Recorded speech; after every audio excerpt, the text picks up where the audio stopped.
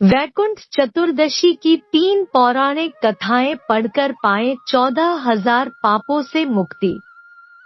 वैकुंठ चतुर्दशी की पुराणों में प्रमुख रूप से ये 3 कथाएं मिलती हैं, जिनके बारे में कहा जाता है कि इन्हें वैकुंठ चतुर्दशी के दिन पढ़ने से 14,000 पाप कर्मों का दोष मिट जाता है।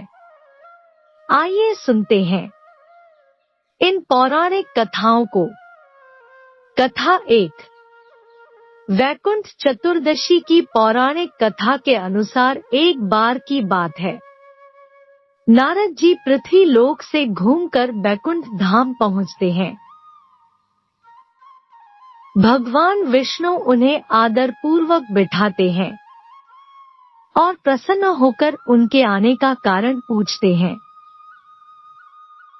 नारद जी कहते हैं, हे प्रभु, आपने अपना नाम कृपानिधान रखा है। इससे आपके जो प्रिय भक्त हैं वही तर पाते हैं। जो सामान्य नर नारी है वह वंचित रह जाते हैं। इसलिए आप मुझे कोई ऐसा सरल मार्ग बताएं जिससे सामान्य भक्त भी आपकी भक्ति कर मुक्ति पा सके। यह सुनकर विष्णु जी बोले, हे नारद, मेरी बात सुनो। कार्तिक शुक्ल पक्ष की चतुर्दशी को जो नर नारी व्रत का पालन करेंगे और श्रद्धा भक्ति से मेरी पूजा अर्चना करेंगे, उनके लिए स्वर्ग के द्वार साक्षात खुले होंगे।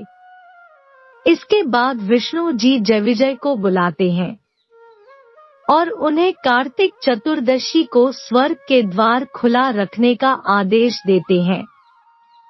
भगवान विष्णु कहते हैं कि इस दिन जो भी भक्त मेरा थोड़ा सा भी नाम लेकर पूजन करेगा वह वैकुंठ धाम को प्राप्त करेगा। कथा 2। पौराणिक मतानुसार एक बार भगवान विष्णु देवाधिदेव महादेव का पूजन करने के लिए काशी आए। वहां मणिकर्णिका घाट पर स्नान करके उन्होंने 1000 स्वर्ण कमल पुष्पों से भगवान विश्वनाथ के पूजन का संकल्प किया। अभिषेक के बाद जब वे पूजन करने लगे तो शिवजी ने उनकी भक्ति की परीक्षा के उद्देश्य से एक कमल पुष्प कम कर दिया। भगवान श्रीहरि को पूजन की पूर्ति के लिए 1000 कमल पुष्प चढ़ाने थे। एक पुष्प की कमी देखकर उन्होंने सोचा, मेरी आंखें भी तो कमल के ही समान है। मुझे कमल नयन और पुंडरीकाक्ष कहा जाता है। यह विचार कर भगवान विष्णु अपनी कमल समान आंख चढ़ाने को प्रस्तुत हुए। विष्णु जी की इस अगाध भक्ति से प्रसन्न होकर देवाधिदेव महादेव प्रकट होकर बोले, हे विष्णु, तुम्हारे समान संसार में दूसरा कोई मेरा भक्त नहीं है। आज की यह कार्तिक शुक्ल चतुर्दशी अब वैकुंठ चतुर्दशी कहलाएगी और इस दिन व्रत पूर्वक जो पहले आपका पूजन करेगा उसे वैकुंठ लोक की प्राप्ति होगी। भगवान शिव ने इसी वैकुंठ चतुर्दशी को करोड़ों सूर्यों की कांति के समान वाला सुदर्शन चक्र विष्णु जी को प्रदान किया। शिवजी तथा विष्णु जी कहते हैं कि इस दिन स्वर्ग के द्वार खुले रहेंगे। मृत्युलोक में रहना वाला कोई भी व्यक्ति इस व्रत को करता है वह अपना स्थान वैकुंठ धाम में सुनिश्चित करेगा। कथा 3। धनेश्वर नामक एक ब्राह्मण था जो बहुत बुरे काम करता था। उसके ऊपर कई पाप थे।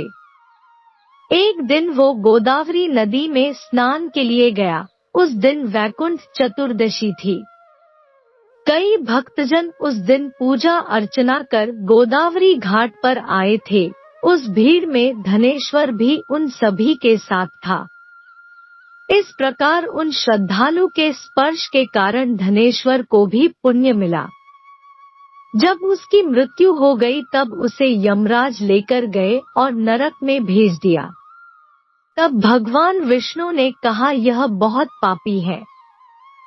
पर इसने वैकुंठ चतुर्दशी के दिन गोदावरी स्नान किया और श्रद्धालुओं के पुण्य के कारण इसके सभी पाप नष्ट हो गए, इसलिए इसे वैकुंठ धाम मिलेगा।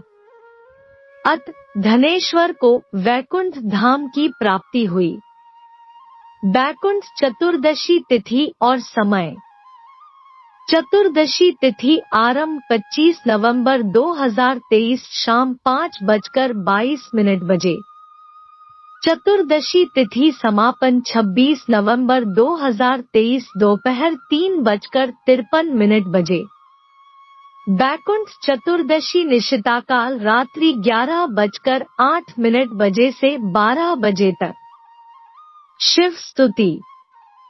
कर्पूर गौरम करुणावतारम संसारसारम भुजगेंद्रहारम सदा बसंतम हृदयारविंदे भवम भवानी सहित नमामि।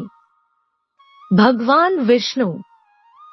त्रिकार्तवीर्यार्जुनो नाम राजा बाहु सहस्त्रवान यस्य स्मरेण मात्रेण हरतम नष्टम च लभ्यते। वैकुंठ चतुर्दशी का महत्व।